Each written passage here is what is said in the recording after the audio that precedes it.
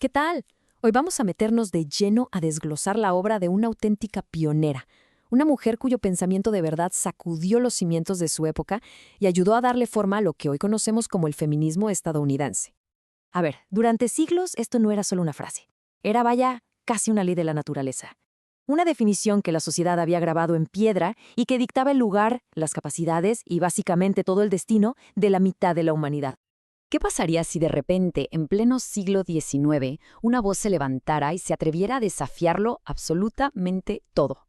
A proponer una idea tan, pero tan radical que cambiaría el debate para siempre. Bueno, pues esa voz pertenecía a Margaret Fuller. Y para entender la revolución que planteó, primero hay que entender quién era ella. Una periodista, una crítica y, sin duda, una de las intelectuales más formidables de su tiempo. Y ojo, no estamos hablando de alguien que estaba en los márgenes, para nada. Fuller era una verdadera estrella intelectual en el centro de la cultura de su país. Fue la primera en un montón de cosas. La primera editora de una revista súper influyente, la primera mujer crítica literaria de tiempo completo y hasta la primera mujer a la que le permitieron entrar a la biblioteca de Harvard.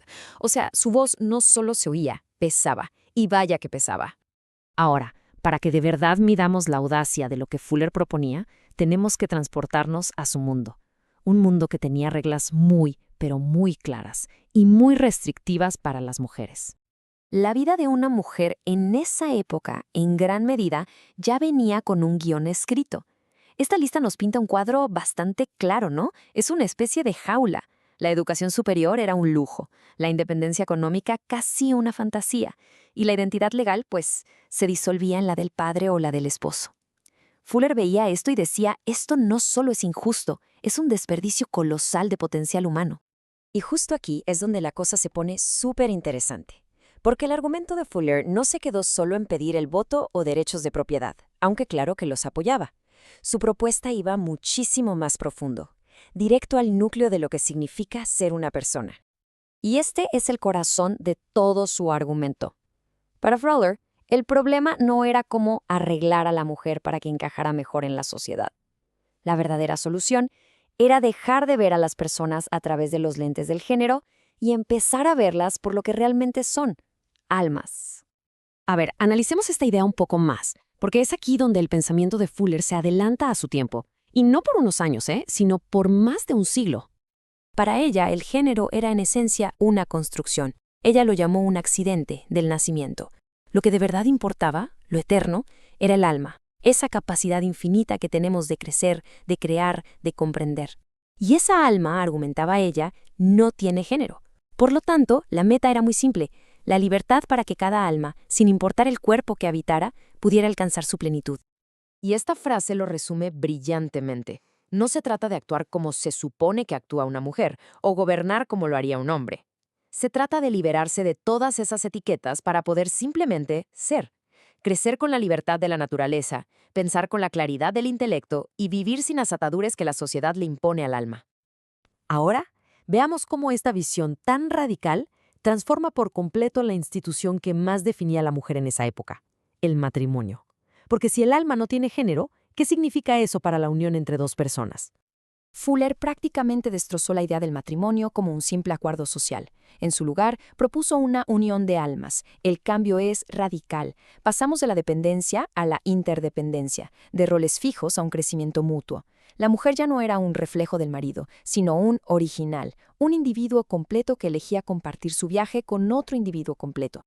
Pensemos un segundo en el año 1845. En una época donde el divorcio era un escándalo y legalmente las propiedades de una mujer pasaban a ser de su esposo al casarse, estas ideas no eran solo progresistas, eran dinamita pura. Su libro, como se podrán imaginar, provocó un debate nacional tremendo.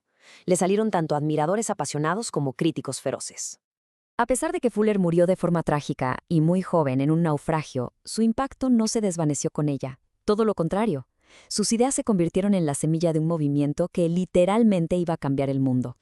Su libro no fue solo un texto, fue una chispa.